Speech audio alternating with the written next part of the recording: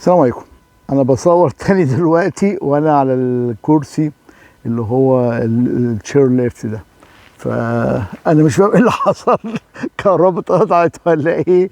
انا قاعد متعلق في الهواء ما بيمشيش، يعني هو ما بيمشيش. احنا وقفنا، ايه اللي حصل؟ مش في حاجه، بيركبوا حاجه بيعملوا حاجه وابتدى يمشي دلوقتي. لكن هي تجربه ظريفه جدا. خليني كده افرجكم شكلي تاني. طبعا كنت ابتديت اتخض شويه. انا مش عارف هقعد قد ايه هنا.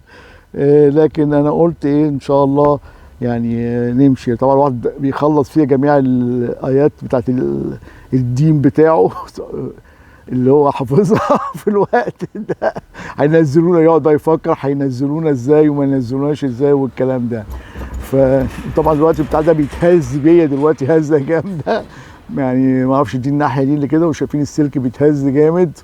ما يكونش حد بيلعب بس في الاسلاك دي من اي ناحيه. ليكوا انا قاعد رجليا عامله ازاي والمسافه لتحت عامله ازاي. انا كده انت يعني الحمد لله المسافه ما شاء الله.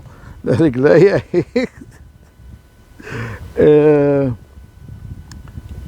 يعني زي ما بقول هي تجربه حلوه، زي ما قلت في الفيديو اللي فات. هي تجربه حلوه وتستاهل مش الشوفان، هي شوفان طبعا. بس انا اول مره في حياتي اركب حاجه زي كده.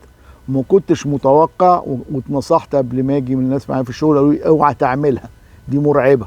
فيعني كانوا عملوها ما اعرفش فين، قالوا لي لا ما تحاولش تعملها لانها عمليه صعبه جدا. لكن الحمد لله قلت ان انا هقايس اهو. واحد اهو قدامي بشاور له باي باي، بيشاور لي باي باي.